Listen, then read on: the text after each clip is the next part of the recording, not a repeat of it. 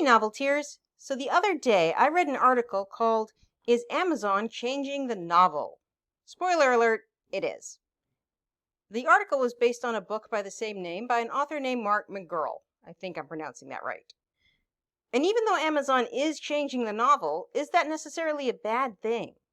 Now, conservative publications like the New Republic, and even the book itself, lament that it's true and it's a bad thing.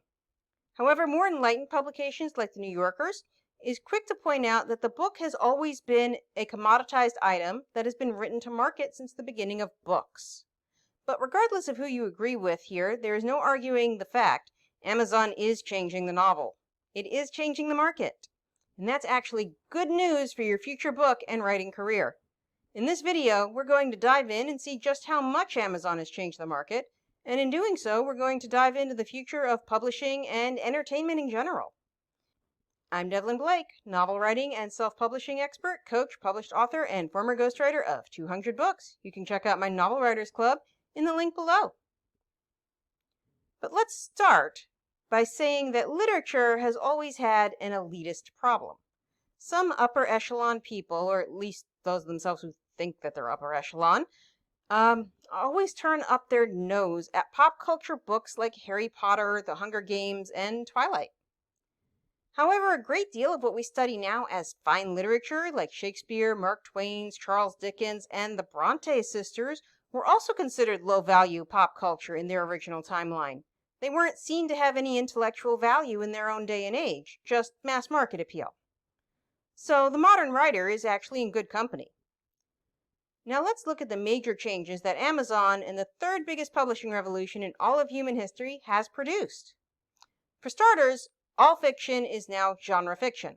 This is important because genre fiction means tropes and expectations from the readers. If you hit the tropes, your readers are happy. If you don't, they'll complain, leave you bad reviews, and not read you. Now this is good news for most writers, because even before the big shift, which is what I'm calling this, genre fiction still outsold traditional publishing houses' favorites and the critics' darling of what was known as literary fiction. Back in the days of professional critics, the mid-1990s and earlier, that seems weird to say, the critics all loved something that the general public hated. This was true of movies and books.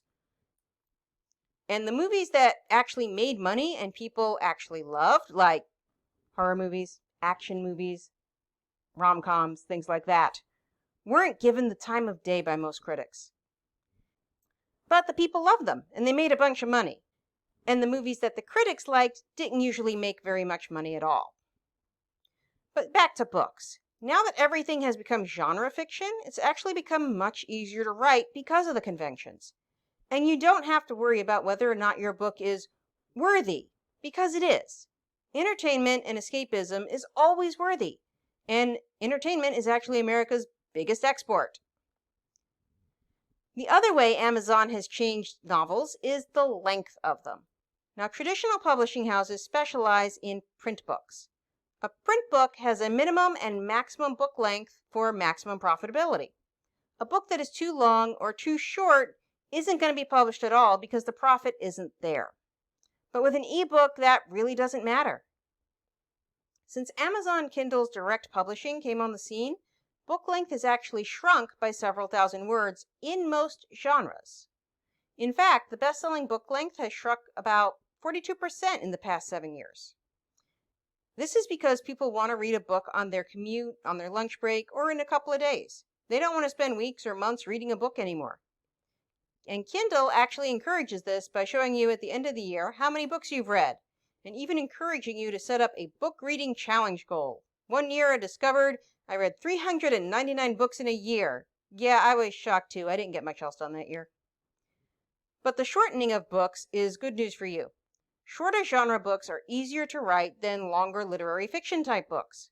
In fact, there are many authors who make a full-time living off their short books. These authors can write one book every couple of weeks because they are so short. And the third way Amazon has changed writing forever is in the writing itself. The flowery language of purple prose, long expositions, and pages where nothing happens is out. What's in is compelling characters, complex storylines, straightforward talk. And that makes it a lot easier to write, especially when you're just starting out. If you'd like to learn more about the brave new world of writing and publishing in the modern age, make no mistake, we are in the third biggest publishing revolution in all of human history. Changes have been made to books and publishing that cannot be undone, and they will continue to influence trends in the future. And if you're not embracing this brave new world of writing and publishing, you're missing out. Be sure to check out the Novel Writers Club, and remember to like and subscribe to see more videos on writing and publishing your novel. Until next time, this is Devlin Blake saying, write on.